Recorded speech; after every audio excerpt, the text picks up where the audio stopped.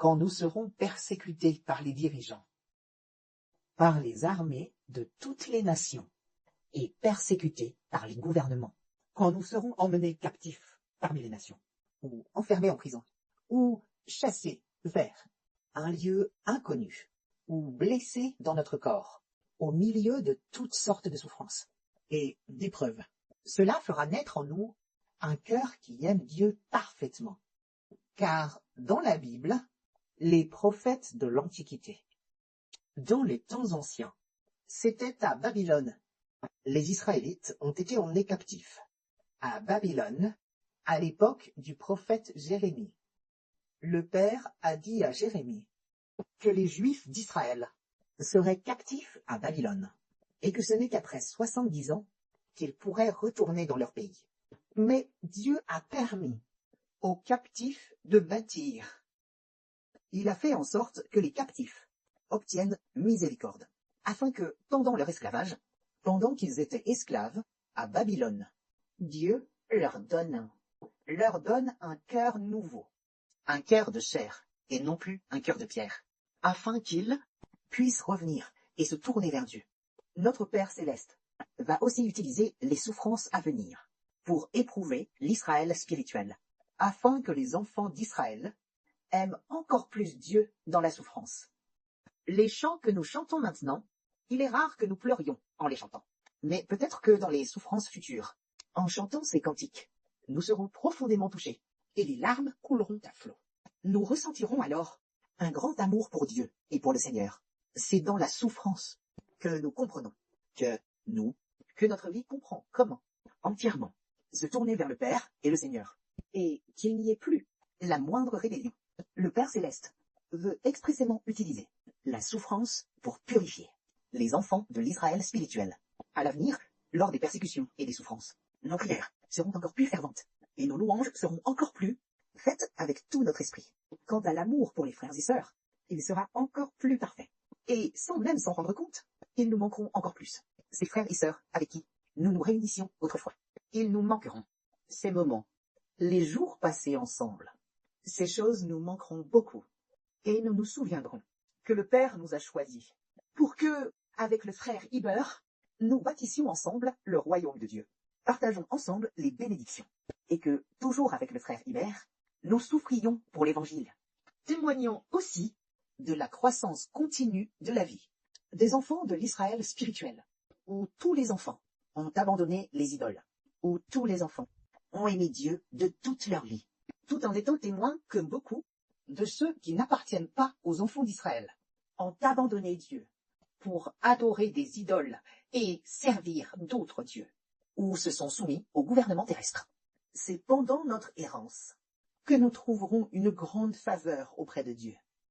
À maintes reprises, dans la Bible, dans de nombreux passages, le Père l'a répété souvent.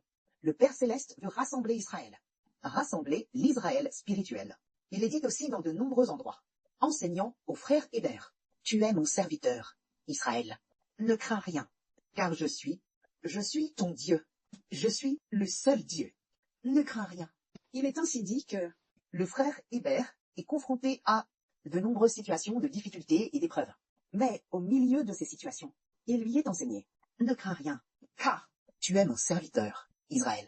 Je suis le seul Dieu, celui qui seul déploie l'univers et toutes choses. » C'est pour enseigner au frère Hébert, pour que ce fils, qui semble ne pas avoir beaucoup connu le monde, au milieu de ses agitations, doive traverser de nombreuses souffrances, de troubles. Mais c'est précisément dans ces diverses souffrances qu'il a été témoigné que l'Éternel est Dieu. Car la Bible dit, tu es mon témoin, tu es mon serviteur, Israël. Tu es bien mon témoin, afin que tu saches que je t'ai appelé, choisi, afin que tu saches et comprennes et sois fermement convaincu que je suis Dieu, que je suis ton Dieu.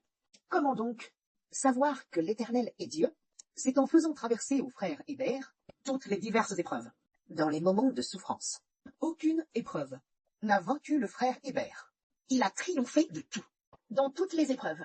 Après avoir triomphé de tout, Hébert a su.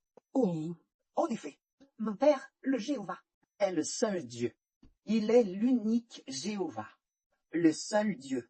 c'est pour que le frère Hébert traverse ses souffrances et témoigne à nouveau que Jéhovah est Dieu. Et ce n'est pas seulement le frère Hébert. Tous les membres d'Israël doivent faire l'expérience que Jéhovah est Dieu, le seul Dieu, afin que s'accomplisse le rêve qu'a eu la sœur Chaouane, disant, une parole disant, établir le rouleau, proclamer. Établir le rouleau signifie faire l'expérience du petit livre et de l'œuvre de proclamation. Or, durant la période de proclamation du petit livre, c'est une période où l'on doit traverser de grandes souffrances. C'est ainsi que le Père nous fait comprendre qu'après avoir traversé les souffrances, à l'avenir, nous pourrons faire l'expérience de Dieu, qui avait déjà prédestiné, avant la création, qu'une nation spirituelle d'Israël surgisse. Et c'est durant cette période d'émergence que de nombreux enfants, après avoir traversé des souffrances, verront leur vie grandir encore mieux. Prenons un exemple. C'est comme lorsque nous, au tout début, étions encore à la maison, nous étions toujours très faibles. Mais nous avons été envoyés, obéissant à l'ordre du Père Céleste, quittant notre ville natale pour venir à Canton, arrivant à la villa, pour vivre avec les frères et sœurs. À l'origine, nous avions besoin de la consolation des frères et sœurs.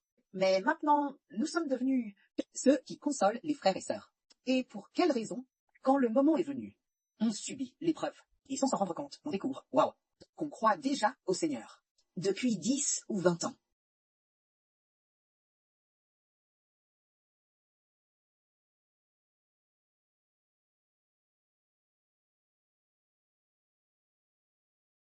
Les frères et sœurs peuvent se demander, par exemple, notre sœur Andiane, maman, peut se demander, la sœur Andiane, maman, croit au Seigneur, depuis peut-être 20 ou 30 ans. Alors, la période où sa vie grandit, le mieux, c'est précisément cette période-ci. Dans le passé, elle aimait aussi le Seigneur. Elle croyait aussi au Seigneur. Mais quand le moment est venu, la période pour être utilisée par Dieu, c'est-à-dire la période d'être grandement édifiée. Peut-être que la sœur Andiane maman n'avait jamais quitté sa ville natale pendant longtemps. Et maintenant, elle a quitté sa ville natale depuis plusieurs mois. Et il se peut même que le Père Céleste ait déjà décrété qu'elle ne retournerait plus chez elle, mais que directement, ils bâtissent ensemble Israël. Et que s'il faut retourner, ce soit à la maison céleste, en menant des milliers de soldats et de chevaux, pour retourner ensemble à la maison céleste. C'est peut-être ainsi. C'est dans cette période qu'elle a reçu beaucoup d'édification. Une très grande, c'est précisément cette période. Nous pouvons aussi demander à la sœur Zawan, elle croit au Seigneur depuis son enfance. Depuis son enfance. C'est ça, hein. Grand-mère. La grand-mère qui est dans la villa, qui l'a toujours emmenée à l'église pour croire. Et puis, elle a aussi cru au Seigneur depuis son enfance. Mais la sœur Zawan, c'est au cours de ces 2 dernières années que sa vie, durant ces 2 années, a grandement grandi. Au cours de ces 2 années, elle a tout abandonné. Il n'y a plus que Dieu, le Seigneur, et Hébert, Hébor, et les frères et sœurs. Il n'y a plus que les affaires de la maison du Père. Il n'y a plus rien d'autre. Il n'y a que les affaires de la maison du Père Céleste. C'est donc au cours de ces 2 années qu'elle a enfin compris le salut et a connu sa propre mission. Et pour nous, frères et sœurs qui écoutons la vérité, il semble que ce soit la même chose pour tous. C'est la même chose pour tous. C'est au cours de ces 2 années que nous avons reçu une très très bonne édification. C'est-à-dire que, durant ces 2 années environ, essentiellement, les frères et sœurs qui sont envoyés, les frères et sœurs qui sont disposés à être envoyés, n'ont plus de travail dans le monde. Ils n'ont que les affaires de Dieu. Ils se posent seulement pour servir Dieu, se posent pour écouter la vérité, et se posent aussi pour faire ensemble l'œuvre de l'Évangile, et se posent aussi pour tout, pour consacrer tout leur temps aux affaires de Dieu. Durant ces 2 années environ, c'est vraiment merveilleux. Et nous avons aussi été témoins oculaires de ce que le frère Hébert a dit. La première prophétie, Poutine perdrait la vie le jour de son investiture. Nous avons personnellement vécu cela. Et de plus, ce sera bientôt le moment de témoigner de cet événement. Au début, nous ne savions pas non plus pourquoi. Le Père n'avait pas révélé cette affaire. Maintenant, nous découvrons, que le Père Céleste a un plan merveilleux. S'il n'est pas révélé, la Russie n'aura pas de nouveau président. Juste un vide, un faux Poutine, c'est-à-dire un sosie de Poutine, pour gouverner, pour faire semblant d'être président. Alors, cela signifie que la Russie, très bientôt, face à la moindre turbulence, n'aura personne pour encourager la Russie à s'unir.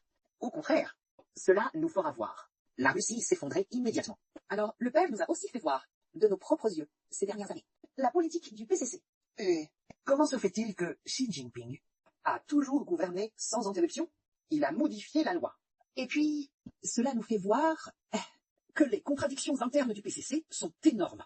Si quelque chose se produit, ou s'il y a un conflit interne, le pays commencera à se diviser, se divisant en diverses factions, ou à connaître de grands bouleversements, afin que le peuple, après avoir traversé de nombreuses souffrances, nous, les enfants de l'Israël spirituel, nous unissions, et que le moment de commencer à propager l'Évangile soit enfin venu. Le Père a fait un plan très merveilleux. Au tout début, nous ne savions pas non plus quelle en était la raison. Mais nous étions alors un peu trop pressés de réussir. Le plan du Père est extrêmement beau. Le moment venu, nous avons compris. Ce n'est qu'alors que nous avons compris. Ce n'est qu'alors que nous avons réalisé que le Père Céleste voulait utiliser cela pour que le PCC soit très vite et très facilement renversé et que la Russie également s'effondre très vite et très facilement. Et qu'il a aussi fait voir aux frères Hébert que le Japon allait bientôt, que cela allait peut-être aussi détruire ce pays.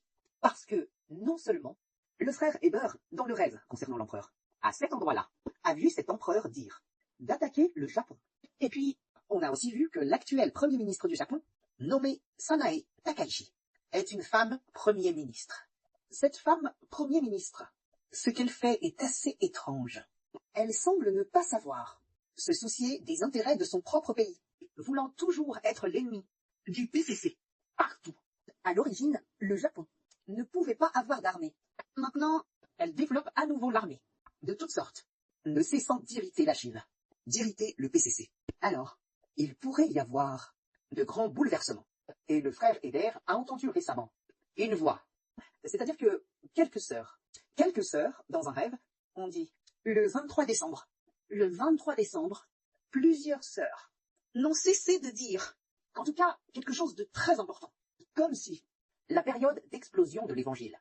Alors, ce soir-là, la sœur Jawan a cherché ce qu'est le 23 décembre. Est l'ancien empereur du Japon. Mais cet empereur est toujours en vie.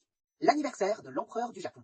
Et quant à l'empereur du Japon, et l'État du Japon prend l'anniversaire de l'empereur comme fête, ce qui équivaut à la fête nationale. Et il se trouve que, comment se fait-il que l'anniversaire de l'empereur du Japon soit justement le 23 décembre? Et de plus, il se trouve, la coïncidence veut que le frère Hébert a autrefois rêvé d'attaquer le Japon. Un empereur a dit d'attaquer le Japon. Et il se trouve que, du Japon, cet empereur du pays, l'empereur de l'État, est né précisément le 23 décembre. Ce jour-là, il semble enseigner des choses que nous ne pouvons pas totalement comprendre, mais que nous pouvons savoir avec assurance que le Japon va bientôt connaître des troubles. Alors nous, devons comprendre que durant ces 10 dernières années, chaque pays, chaque nation, vont tous périr. Durant cette période de plus de 10 ans, nous devons alors nous disperser dans toutes les nations et tous les peuples. Notre vie grandit continuellement. Israël, ses enfants, se répandent sur toute la terre. Si nous ne nous dispersons pas, les enfants d'Israël ne pourront pas se répandre sur la terre. Ce sont les enfants d'Israël qui doivent se répandre dans chaque pays, chaque nation, chaque groupe ethnique, chaque région. Il doit y avoir des enfants spirituels d'Israël partout, afin que les gens de toutes les nations et de tous les peuples étaient tous ceux qui sont choisis pour servir le Père Céleste et le Seigneur. Tous choisis pour servir le Père Céleste et le Seigneur, pour être les prêtres du Père et du Seigneur, pour être du Père et du Seigneur, les rois loin, afin que ces personnes enseignent à leur nation, à leur pays, à servir le Père Céleste et le Seigneur. Que la gloire soit au Père et